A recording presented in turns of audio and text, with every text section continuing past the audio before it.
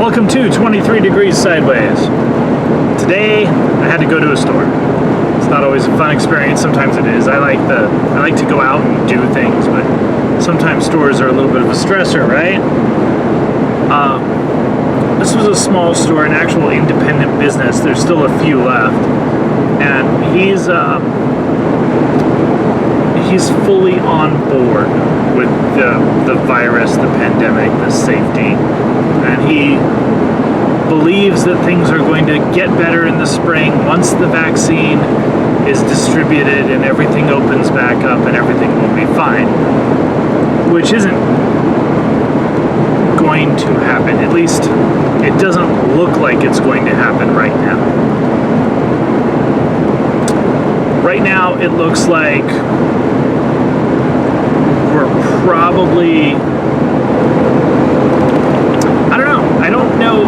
I don't expect the extreme craziness of the Californias and the Massachusetts to go on forever. I think that at this point, we're actually starting to see some pushback from the courts and from the citizenry on this. You know, it's really interesting that once the citizens get fed up enough that it's not one guy or one church, but it's 500 catering businesses or 500 barbecue restaurants or every church in a state. Once it gets to a certain level, like there's a certain bigness to this, all of a sudden the courts manage to figure out that maybe there's rights involved. And you know, I hate to act cynical about the courts, because the courts are supposed to be that one branch that's immune from this kind of politicking. But it's definitely true that over the course of my lifetime, the courts have become more politicized in what judges are being appointed. There's much more political involvement. Traditionally, the Democratic Party, for about 100 years, has attacked Republican nominees at about 10 times, 12 times the rate that Republicans attack Democratic nominees. There's various reasons for this. There's a lot of historical reasons. It's a party thing, though. Okay, it's just one of the party behaviors. It's not necessarily a right or a wrong, but it's a thing that happens. But, you know, the Republicans got on board with that and have decided that politically aligning the court is also important to them. So now we have the liberal versus the conservative judge, and no one seems to realize that the freedom judge could be either of those. You know, there's a lot of judges that are perceived as conservative now that were perceived as ideal Democrat picks 20, 30 years ago. But the definitions of the parties have changed significantly. And so now the ideas of protecting individual freedom are seen quite often as conservative or right-wing. It's kind of an interesting, odd thing to look at, you know. And someone like Roberts, who was considered to be moderate at the time because he's a pro-government, pro-authority justice, is now seen by many people on the right as an absolute extremist because he's pro-government, pro-authority. No matter what, the government has a weight on its side in terms of decisions. You know, there's the inherent authority of government theory that Roberts seems to subscribe to. That again, there's growing suspicions that Roberts isn't completely an independent actor at this point. Who knows? So, I hate to be cynical about the courts, but the truth is that I've been noticing court behaviors are a little sketchy, a little more than sketchy, you know. So, this guy at the store, he thinks that things are going to magically return to normal because of the vaccine. And we're already hearing it. We already know that that's not going to happen. We're already being warned that there's no way to prove you had the vaccine There's going to be requirements for masks and lockdowns that are going to go into at least 2022. Our massive push for the vaccine doesn't really mean that people are going to really be okay with going out in public until maybe 2022. Maybe. There are people literally talking about 2023 before, like, you have softball league at the park. And they're going to extend that. That's not, 2 weeks to slow the curve, right? 2 weeks, flatten the curve. That's,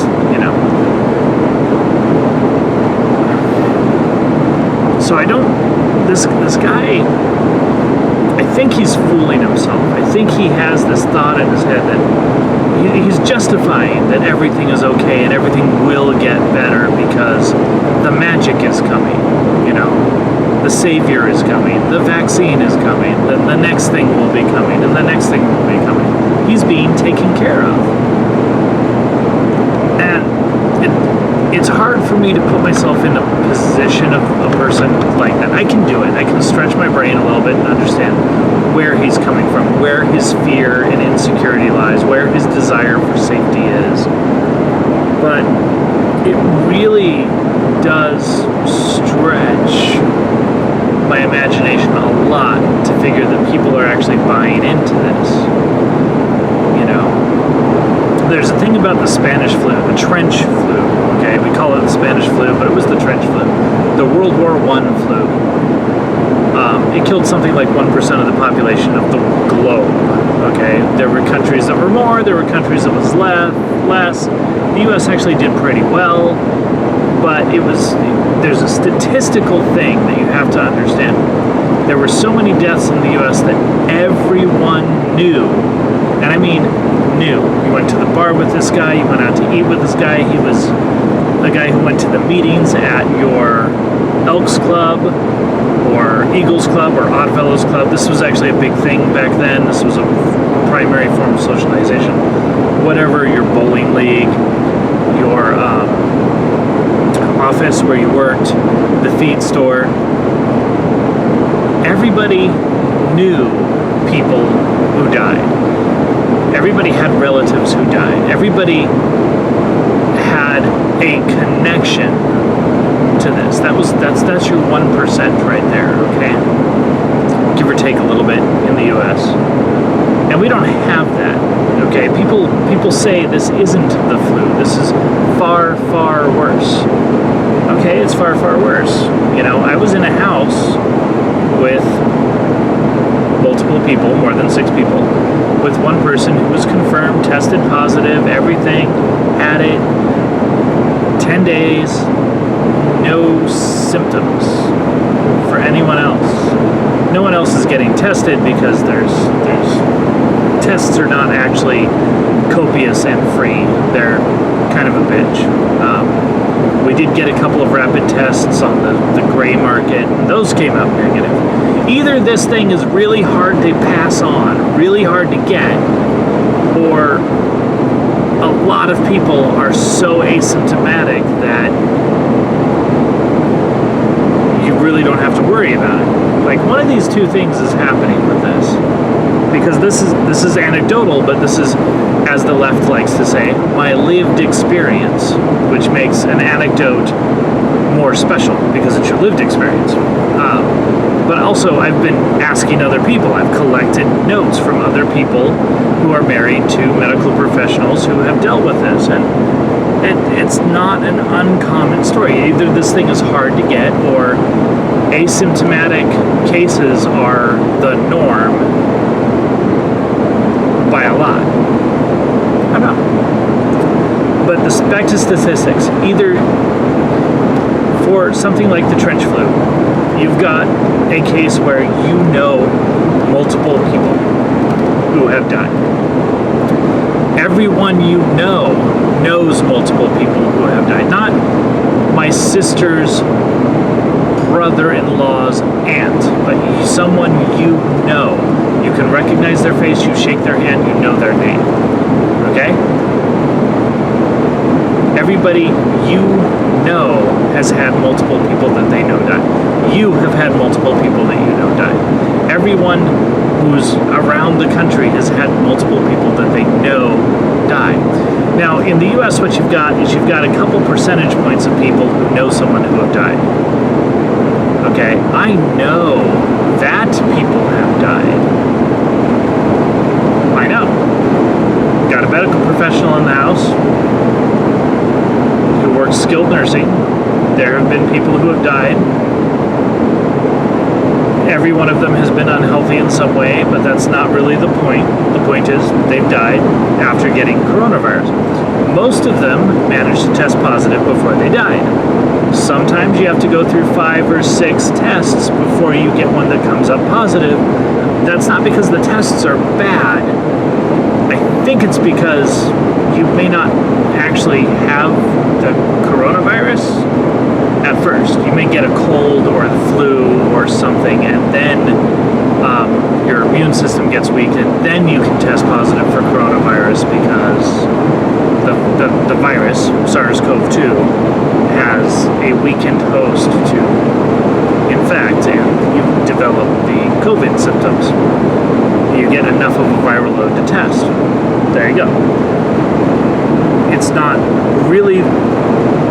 really crazy. This is one of the ways diseases work. Who knows? So,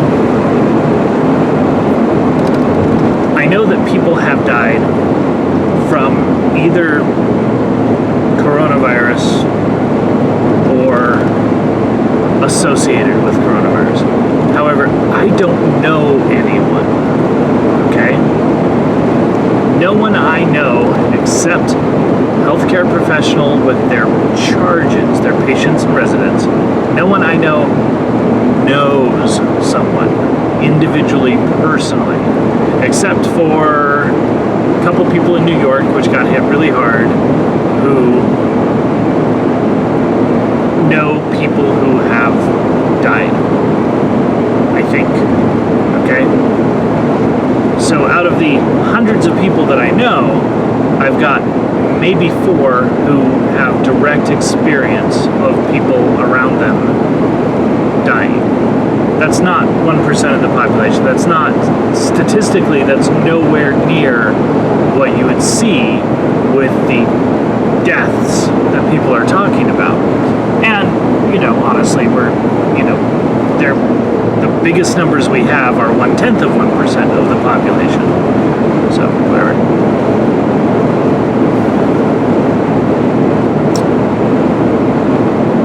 I think that the panic reactions that people are still having, and I've been watching people while I travel, some people are really in a panic. They get scared of other people getting close. They get scared of people petting their dog. They get scared of their dog sniffing things. I think the level of paranoia we're seeing is not only is it not reflected by the facts, but there's no way to justify what you're seeing.